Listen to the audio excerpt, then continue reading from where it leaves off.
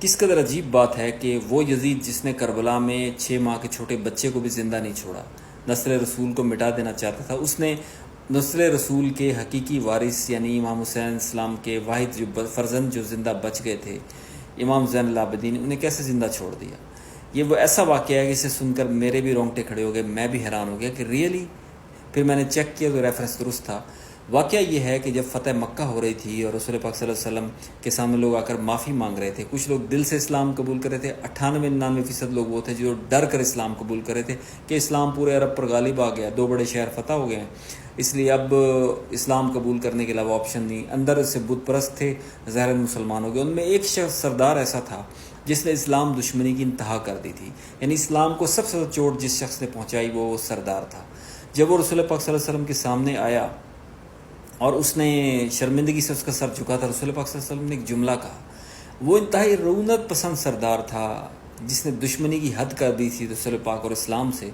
اسے رسول پاک نے فرمایا کہ جا میں نے تجھے معاف کیا. یہ جملہ یعنی جا میں نے تجھے معاف کیا، رسول پاک صلی اللہ علیہ وسلم نے فرمایا. اس کے بعد وہ سردار، اس کی اس سے بڑی شکست نہیں تھی. اس کی ایگو اتنی ہرٹ ہوئی کہ میں ساری زندگی جس شخص سے شدید مقابلہ کرتا رہا وہ میرے شہر پر بھی قبضہ کر گیا اور اس نے مجھے یہ جملہ کہا کہ جا میں نے تجھے معاف کیا. وہ کئی دن بلکہ کئی سال مرتے دم تک بلکہ کہتے ہیں کہ صدمے میں مبتلا رہا کہ مجھے یہ کیوں کہا کہ جا میں نے تجھے معاف کیا.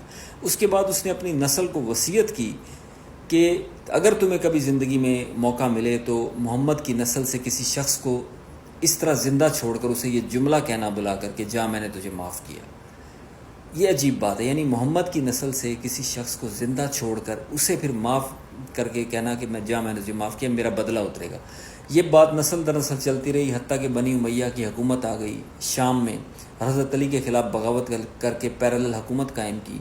تو اس کے بعد جب یزید کی حکومت آئی، کربلا میں سب کو مارا. اس نے یزید نے ہدایت کی تھی خاص طور پر عمر ابن سعد کو، اور یہ جو ابن زیاد تھا والی کوفہ، اسے ہدایت کی تھی کہ ان کے جو وارث جو بڑا فرزند ہے حسین کا، اسے زندہ چھوڑ دینا اور اسے میرے دربار میں لانا.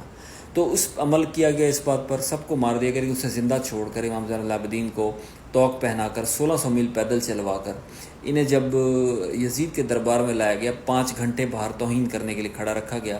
اور اس کے بعد جب بلایا تو اس کا ارادہ تھا کہ میں امام زین العابدین کو بلا کر جو اپنے جد کا نسلوں پرانا جو بدلہ ہے محمد مصطفیٰ سے وہ میں لے لوں اور میں کہوں کہ جا میں نے تجھے معاف کیا، میرے بزرگ کا جو حد تک شرمندگی ہوئی تھی وہ بدلہ ہو جائے گا اور نسل کا بدلہ اترے گا، ہم برتری حاصل کر لیں گے محمد خاندان پر.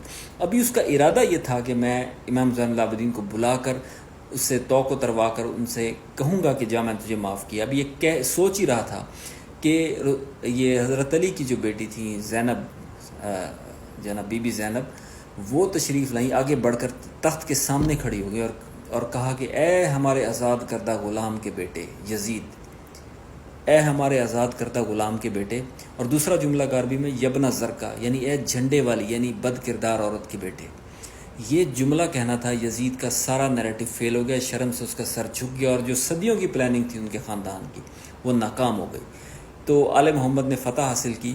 تو اس وجہ یہ کانٹیکسٹ تھا کہ امام زین العابدین کو زندہ چھوڑ دیا گیا اور نسل آج تک موجود ہے، سادات کی انہی سے چلی، امام محمد باقر ان کے بیٹے تھے. تو یعنی یہ بیک گراؤنڈ ہے، صرف اس خاندانی بدلے کی اس آگ میں یہ خاندان جلتا رہا اور انہوں نے کربلا برپا کی اور امام زین العابدین کو زندہ چھوڑا. یہ کانٹیکسٹ ہے، یہ سٹوری، یہ حقیقی واقعہ میرے علم میں آیا، میں نے سوچا آپ سے شیئر کروں.